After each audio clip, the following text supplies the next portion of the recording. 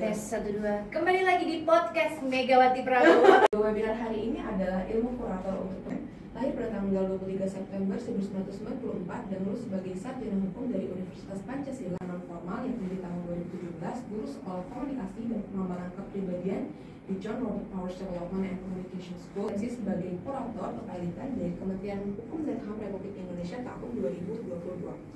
Sebagai wanita yang mengawali karir dari dunia entertainment, webinar nasional dengan topik Kapita Selekta Hukum 2027. Yang kedua bidang pendidikan DPC Peradi Kota Semarang periode 2022 sampai 2027. Dan yang terakhir pengurus bidang pendidikan KPI Asosiasi Kurator. Saya mengucapkan terima kasih tentunya yang pertama-tama kepada penyelenggara Growin dan juga Asa Pola Pikir yang telah berkenan untuk kolaborasi dengan Law Firm James Purba & Partner. Dan juga selanjutnya saya mengucapkan terima kasih moderator Mbak Diandra yang telah membacakan CV kepada kita semua partisipan. Dan juga saya mengucapkan terima kasih kepada semua partisipan yang telah join baik di webinar hari ini dan juga melalui live di Asa Pola Pikir. Dan tentunya tadi telah dibacakan kurikulum upaya hukum kasasi bahkan PK, yang mana tentunya hak-hak ini mungkin bisa didapatkan menjadi bertahun-tahun kemudian yang sangat lama. Dan selanjutnya upaya yang bisa dilakukan juga adalah dengan mengatakan ini diajukan di mana. Nah, Undang-Undang 37 tahun 2004 ini memperkenalkan kita yang namanya pengadilan niaga dan juga profesi kurator. Nah, pengadilan niaga ini sebenarnya ada di mana? Nah, di Indonesia ini pengadilan niaga cuma ada 5 ya. Yang pertama ada di Jakarta Pusat, ada di Semarang, ada di Surabaya, Medan, dan juga di Makassar. Yang mana sebenarnya masing-masing wilayah 5 pengadilan niaga di Indonesia ini memiliki wilayah yurisdiksi masing-masing. Lalu selanjutnya di dalam undang-undang yang kita pakai sekarang ini juga mengenalkan kita kepada profesi kurator ataupun pengurus ya. Dan profesi kurator dan pengurus ini tentunya ada yang profesi perorangan ya, ataupun dari negara juga yang memang tugasnya untuk mengurus dan membereskan harta pailit ya. Keuntungannya apa? Nah, pertanyaan selanjutnya kan itu. Keuntungannya tentunya untuk mencegah eksekusi massal dari kreditor.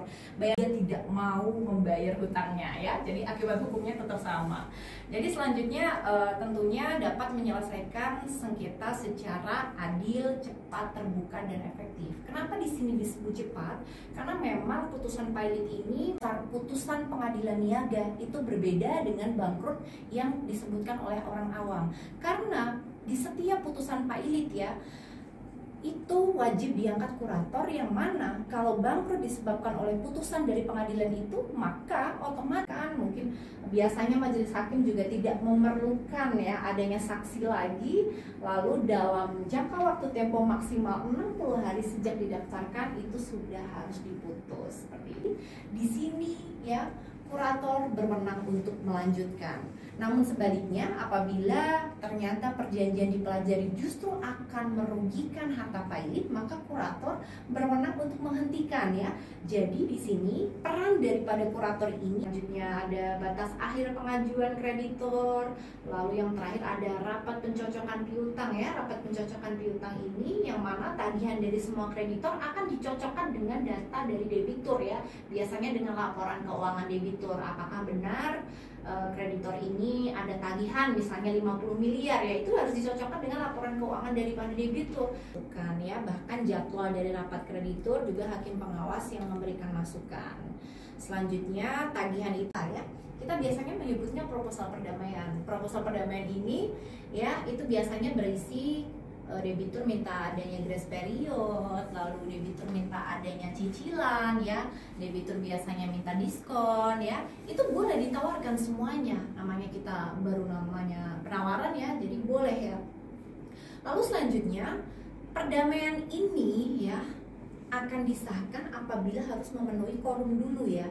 Quorum ini apabila disetujui oleh setengah ya dari jumlah kreditor kongruen yang hadir, dan ada kesempatan bagi debitur untuk mengajukan perdamaian di dalam kepailitan.